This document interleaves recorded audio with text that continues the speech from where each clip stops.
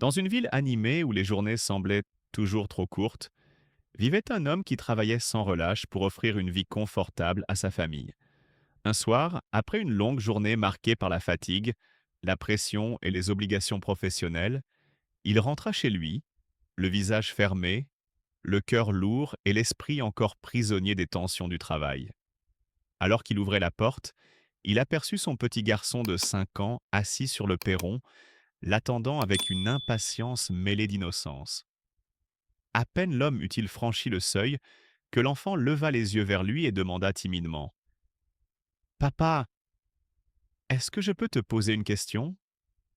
Encore sous l'emprise de sa journée difficile, l'homme répondit d'un ton mécanique: «Oui, qu'est-ce qu'il y a?» Le petit garçon hésita un instant puis demanda: «Papa, combien tu gagnes en une heure?» Surpris par une telle question, l'homme fronça les sourcils. Son irritation monta en flèche. «Pourquoi tu veux savoir ça? Ce ne sont pas des choses qui te concernent», lança-t-il sèchement. Mais l'enfant, loin de comprendre la charge émotionnelle que portait son père, insista doucement. «S'il te plaît, papa, dis-le-moi, je veux juste le savoir.»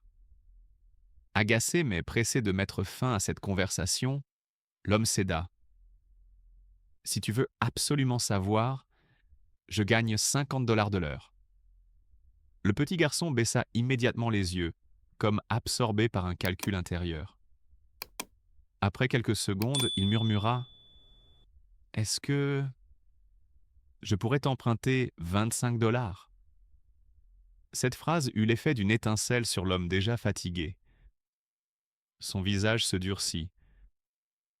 «Alors c'est pour ça?» s'écria-t-il. «Tu veux de l'argent pour acheter un jouet ou autre chose d'inutile?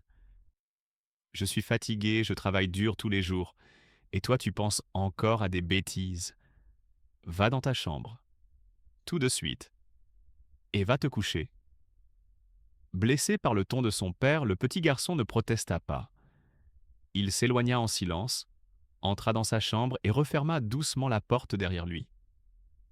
L'homme, lui, resta dans le salon, encore bouillant de colère. Les paroles de son fils tournèrent dans sa tête et irritaient davantage son esprit déjà saturé. Pourquoi me demande-t-il ça?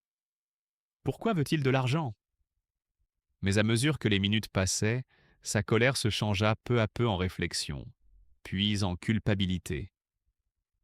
Après près d'une heure, le calme avait remplacé l'agitation. Il se dit que peut-être son fils avait une raison importante. Peut-être qu'il voulait acheter quelque chose de spécial. Et après tout, il ne demandait jamais d'argent. Peut-être avait-il jugé trop vite. Décidé à réparer les choses, il se leva, marcha jusqu'à la chambre de son fils et frappa doucement. «Tu dors?» demanda-t-il. «Non, papa», répondit une petite voix. L'homme entra et s'assit sur le bord du lit. «Écoute, je suis désolé, j'ai été trop dur tout à l'heure. J'ai passé une mauvaise journée et je me suis énervé contre toi. Voilà les 25 $ que tu voulais.» À ces mots, le visage du petit garçon s'illumina d'un sourire sincère. «Merci, papa», dit-il avec une joie simple.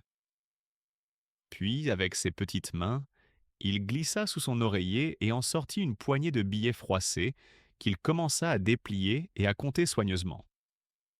L'homme, surpris, le regarda faire. «Mais pourquoi veux-tu encore de l'argent si tu en avais déjà?» demanda-t-il, déconcerté. L'enfant leva alors les yeux vers son père et prononça des mots qui transpercèrent le cœur de l'homme. «Parce que je n'en avais pas assez, mais maintenant j'ai 50 $. Papa, est-ce que je peux acheter une heure de ton temps? Demain, tu pourrais rentrer tôt pour qu'on dîne ensemble.» Ces mots frappèrent le père avec une force bouleversante. C'était comme si tout le poids de ses absences, toutes les heures passées loin de sa famille, toute la distance involontaire qu'il avait laissé s'installer, venait de lui être révélée par la voix même de son enfant. Les larmes lui montèrent aux yeux. Il prit son fils dans ses bras, le serra fort et murmura: Pardon, mon fils, je suis tellement désolé. Ce soir-là, l'homme réalisa une vérité fondamentale que beaucoup oublient. Le temps est le plus précieux des cadeaux.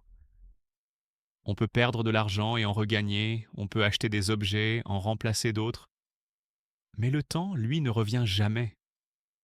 Chaque minute passée avec un être cher est un fragment de vie offert, un geste d'amour que rien ne peut égaler. On dit souvent que les relations sont importantes, mais il ne suffit pas de le dire, il faut le montrer, le prouver, et surtout investir ce que nous avons de plus rare, notre temps. Parce que l'amour ne s'exprime pas seulement en mots, mais en présence, en gestes, en moments partagés. Les paroles peuvent être belles, mais elles ne remplacent jamais l'attention, l'écoute et la disponibilité.